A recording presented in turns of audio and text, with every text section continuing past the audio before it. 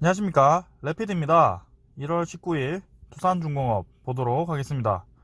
오늘 코스피 코스닥 하락을 또 이겨내버리고 이렇게 크게 상승을 해버렸습니다. 주된 요인이 뭔지는 모르겠습니다만 일단 공매도 금지 해제를 2월 달에 최종 결정한다고 하였고요.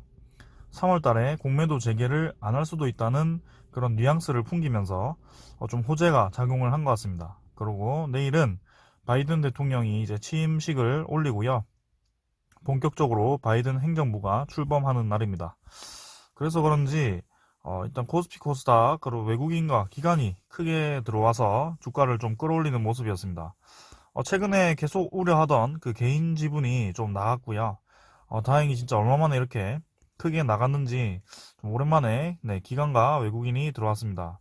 특히 이제 기관이 이렇게 한 7일 동안 팔다가 거의 2주 동안 팔았죠. 한 10조 이상 팔았다가 이렇게 매수로 돌아서는 모습입니다.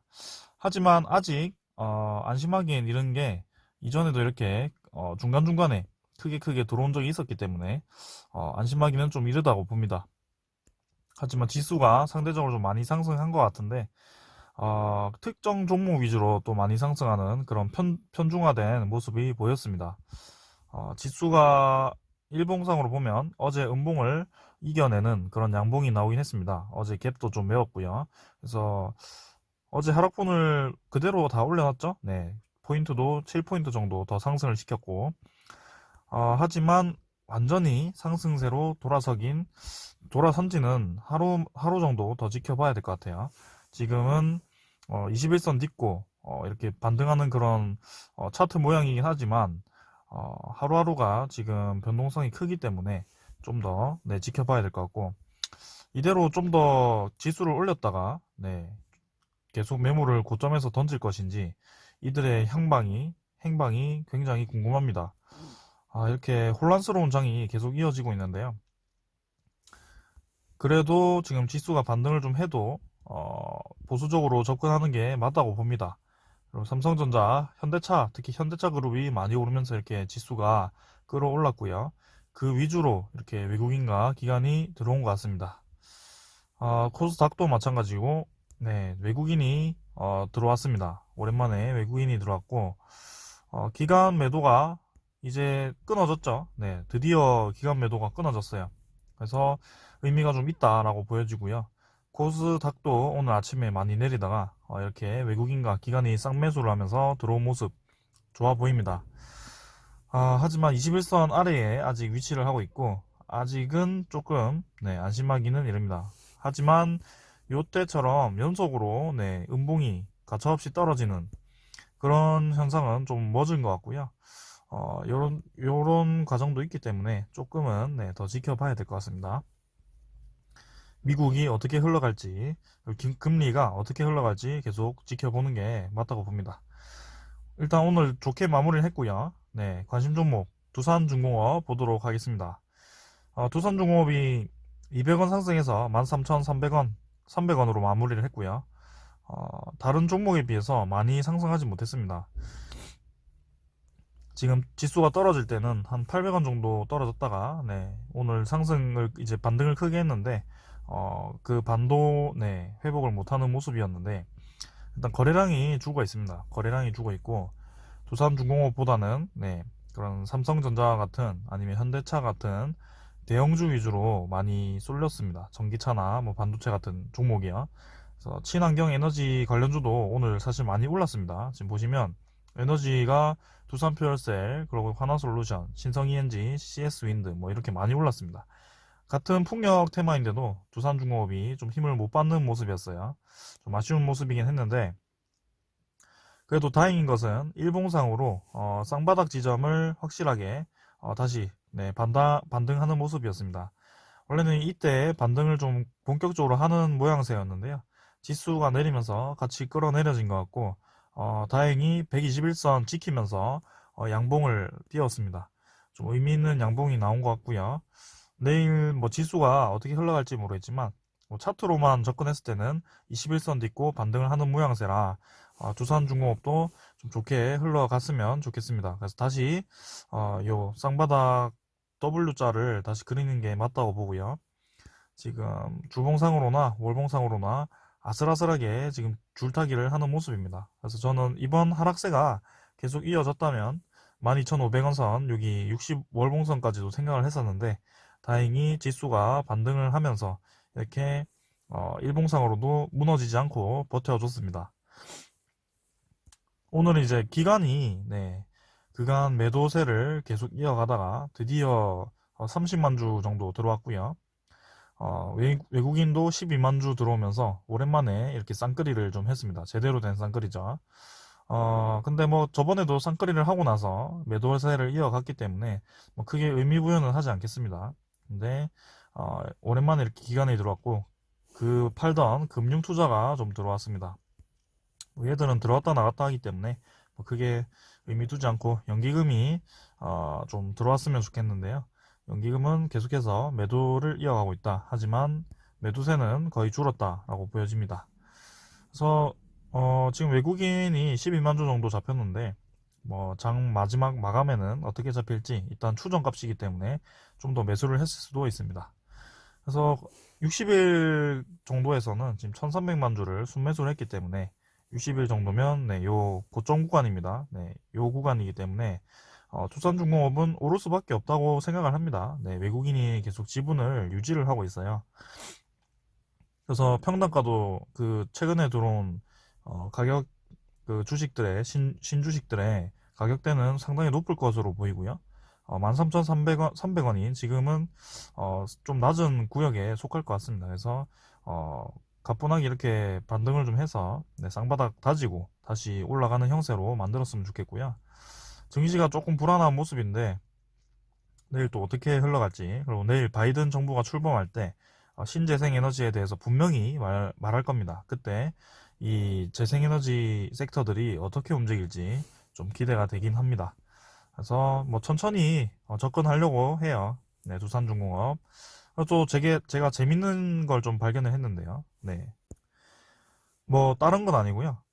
이전에 제가 MSCI 설명을 하면서 SK케미칼, SK바이오팜, 두산중공업이 같이 MSCI에 편입된 적이 있다고 말씀을 드린 적이 있어요. 그래서 편입된 종목 3개, 편출된 종목 3개 해서 주가가 동일하게 움직여가지고 제가 MSCI 편입 전후로 주가를 비교를 한 영상이 있습니다.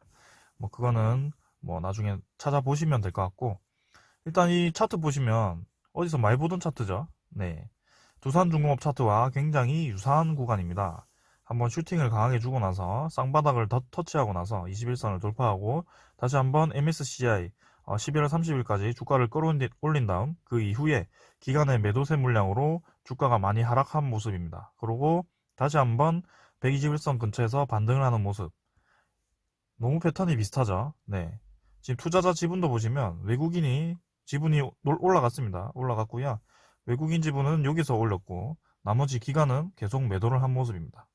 그러니까 이 두산중공업이라는 것이 지금 MSCI 이런 것과도 엮여가지고 수급이 좀 꼬인 것 같습니다. 지금 기간이 아주 좀 마음 아픈 짓을 하고 있는데 이 기간 매도세가 좀 줄고 나서 매수세로 다시 붙어서 주가를 좀 끌어올려 줬으면 좋겠어요. SK케미칼도 지금 보시면 투자자가 오늘 기간 외국인이 붙었고요. 그간 기간 매도세에 의해서 계속 내려갔었습니다. 두산중공업도 마찬가지고요. 기간 매도세에 의해서 주가가 계속 끌어눌리는 모습. 계속해서 호가창을 보면 동일한 프로그램 패턴이 보이고 321주씩, 312주씩 번갈아 가면서 샀다가 팔았다가 한 호가씩 아주 지루하게 움직이는 모습이 지금 거의 한 몇 달 동안 이어지는 것 같습니다. 계속 제가 보고 있는데 좀 그만하고 올려줬으면 좋겠네요. 일단 뭐 차트는 여기까지 보고요. 패턴도 비슷하니까 두산중공업 뭐 이제는 물량 좀 소화를 하고 올라가지 않을까 싶고요. 오늘 또 좋은 소식이 있었습니다. 그 전에 공매도 잔고 좀 보겠습니다. 공매도 잔고가 또 늘어났습니다. 지금 뭐 주가를 끌어내릴 때는 여차없이 공매도 잔고가 늘어나는 모습이에요. 주가가 내릴 때 공매도 잔고가 늘어나고 주가가 오르기 전에 공매도 상환이 일어나고 참 공매도 세력이 아주 두산중공업을 가지고 주가 관리를 철저하게 하고 있다는 것이 느껴집니다. 오늘 기준으로 또 공매도 거래량이 줄었어요. 그래서 이때 또 감소를 하지 않았을까라는 생각이고, 다시 한번 쌍바닥 근처에서 상승의 신호가 보였기 때문에 지수만 좀 좋게 흘러간다면, 그리고 내일 바이든 정부가 출범하면서 이 신재생 에너지가 다시 한번 그 섹터가 훈풍을 좀 탔으면 좋겠네요. 네, 오늘 공매도 장군 여기까지 보고요. 추가로 뉴스 두 개가 떴습니다. 이제 충남 서해안에 504메가와트 풍력 발전소 건설 추진을 하고 있고요. 원래는 이제 전라도 쪽에 이 대형 풍력 발전, 네, 해상 풍력 단지를 건설을 한다고 했습니다. 근데 충남 서해안에도 이렇게 풍력 발전소 건설 추진을 하고요. 그래서 연간 38만 가구가 사용할 수 있는 전기 생산을 한다고 합니다. 이게 풍력 발전기 8메가와트 풍력 발전기를 63기를 설치한다고 하죠. 2024년까지. 혹시 여기서 뭐가 보이시나요? 저는 이 8메가와트가 보이는데요. 이게 두산중공업이 개발을 하고 있는 8메가와트 풍력 발전기입니다. 그래서 2022년까지 상용화를 마무리를 한다고 했었는데요. 그게 이제 이렇게 본격적으로 사업이 시행이 되니 2021년까지 마무리를 하겠다고 작년에 발표한 기사가 있습니다. 그래서 두산중공업이 상당히 비중 있게 이 프로젝트에도 참여할 가능성이 커 보이고요. 2024년까지 2조 6천억을 투입한다고 하니까 두산중공업도 꽤나 이제 수주를 많이 할 것 같습니다. 그래서 뭐 시행사인 태양풍력발전에는 서부발전, 한국서부발전, 남동발전, 두산중공업, 호반건설 이렇게 참여를 하고 있죠. 그래서 이렇게 건설사, 발전사, 그리고 두산중공업의 해상풍력 이렇게 해서 단지가 형성될 것으로 보입니다. 굉장히 긍정적인 뉴스가 계속해서 나오고 있습니다. 또 하나 추가로 한수원에서 이제 국내 최대 새만금, 새만금의 이제 그린 수소 생산 클러스터를 구축한다고 합니다. 이게 이제 이번 정부의 거의 핵심 사업이라고 볼 수 있는 그린 수소인데요. 수소를 이제 많이 생산을 해서 클러스터 단지를 만든다고 하죠. 그래서 많이 생산할 수 있는 단지를 만드는 걸 이제 새만금, 전라도 쪽 새만금에 단지를 형성한다고 하고요. 업무 협약을 이제 하고 본격적으로 이 입찰도 하고 시작하지 않을까라는 생각입니다. 그래서 이제 전북 테크노파크, 현대 로템, 두산중공업 등 9개 기관과 새만금 그린수소 생산 클러스터 구축 협력을 한국 수력 원자력 발전소 혀가 꼬입니다. 죄송합니다. 한국 수력 원자력에서 업무 체결을 했습니다. 그래서 여기 핵심이 보이죠? 두산중공업이 이 수소 관련해서 저번에 뭘 했죠? 수소 액화 플랜트를 설치를 했습니다. 그래서 지금 건설 중이고요. 프랑스와 이제 협력을 해서 건설 중이고, 거기서 수소를 생산해서 지금 창원 공장에 짓고 있는데요. 수소를 생산해서 납품하는 것까지 생각을 하고 있습니다. 근데 이제 이 수소 클러스터에서 본격적으로 두산중공업이 그런 이 경험을 바탕으로 해서 추가로 수소 액화 플랜트를 건설할 가능성이 높아 보입니다. 그래서 지금 풍력도 아주 단지가 많고요. 두산중공업이 낄 단지가 많고, 이렇게 수소 클러스터도 단지를 형성한다고 하고, 지금 그린 수소, 그죠? 그리고 해상풍력 이렇게 신재생 에너지에 두산중공업이 다 끼게 되었습니다. 그래서 저는 지금 뭐 작년까지만 해도 두산중공업이 위기가 있었죠. 3조 자구안 마련을 하면서 재무 개선에 힘을 쏟는 모습이었는데, 올해부터 해서는 이제 두산인프라코아 DICC도 소송이 거의 승소로 끝났고요. 이제 현대중공업에 넘어갈 겁니다.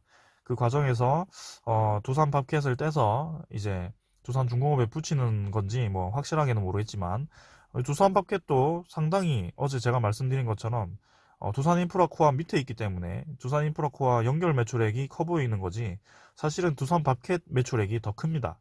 그래서 두산 밥켓을 떼오면 뭐 두산 퓨얼셀도 있죠.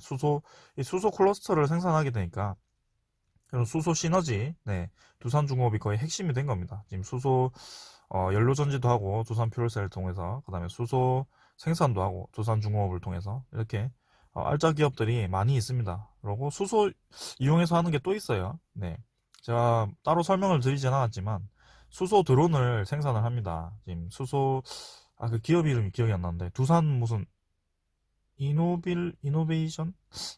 이게 기억이 잘 안 나네요. 아무튼, 수소 드론을 생산을 한다고 하고요. 그 드론 시장이 이제 2020년 후반대였나요? 그때까지 굉장히 많이 커진다고 해요. 그래서, 이런 태양광, 요새 태양광이 핫하죠. 태양광 많이 설치하고 하면 거기를 뭐 모니터링 하거나 아니면 사람이 좀 접근하기 힘든 데를 모니터링 한다고 합니다. 그래서 드론 시장이 많이 커지는데 그 중에 수소 드론이 이제 뜨고 있다라고 보여지고요. 이렇게 두산중공업이 2021년부터 해서는 체질 개선을 완성을 하고 2021년 하반기부터 해서는 본격적인 이 수주를 좀 하면서 이 사업이 커질 것 같습니다. 지금 이제 사업이 가시화되고 추가 원전 소식도 있죠. 체코발 원전도 어제 제가 말씀드렸지만 5월 달에 이 업체 선정이 된다고 합니다. 그래서 뭐 미뤄질 수도 있는데요. 일단 5월 달이라고 하니까 그때까지 지켜보겠고 체코 원전도 이제 러시아와 중국이 빠져나오면서 이제 한국 수력 원자력이죠. 발음이 어렵네요. 이 한국 그 원자력 팀이 굉장히 유리한 고지에 있다고 보여집니다. 그래서 뭐 이렇게 원자력도 하고 해상풍력도 하고 수소 생산도 하고 이러면 뭐 두산중공업은 이제 13,300원, 300원 절대 못 볼 것 같습니다, 저는. 그래서 투자를 하시는 분들은 지금 반도체랑 자동차주 이런 거에 비해서는 진짜 못 움직입니다. 저도 사실은 지금 보면 이게 좀 아쉽긴 합니다. 움직이는 걸 보면 답답하죠. 주식이 이렇게 많이 오르는데요. 근데 이 에너지 주식들이 한 번은 사이클이 다시 올 것 같고요. 그리고 지수가 마냥 그 반도체와 자동차 위주로만 올라가진 않을 겁니다. 지금 내일부터 해서 다시 한번 에너지 관련주들이 좀 관심을 받았으면 좋겠고요. 저는 최소 그래도 이 두산중공업이 풍력 단지를 건설하기 시작하는 그 시점까지는 좀 봐야 되지 않겠나라는 생각입니다. 그래서 뭐 1년은 길더라도 뭐 6개월 정도만 더 보셔도 올 하반기 그 움직임이 나오니까요. 그때부터 주가가 본격적으로 좀 움직이지 않을까라는 생각입니다. 그래서 두산중공업 꾸준히 한번 분석을 하고 계속 지켜보겠습니다. 이제 뭐 합병하면 합병 이슈에 대해서도 좀 다뤄보고 여러 가지로 좀 다룰 테니까 계속해서 시청 부탁드립니다. 감사합니다. 도움이 되셨다면 구독과 좋아요 부탁드릴게요. 홀리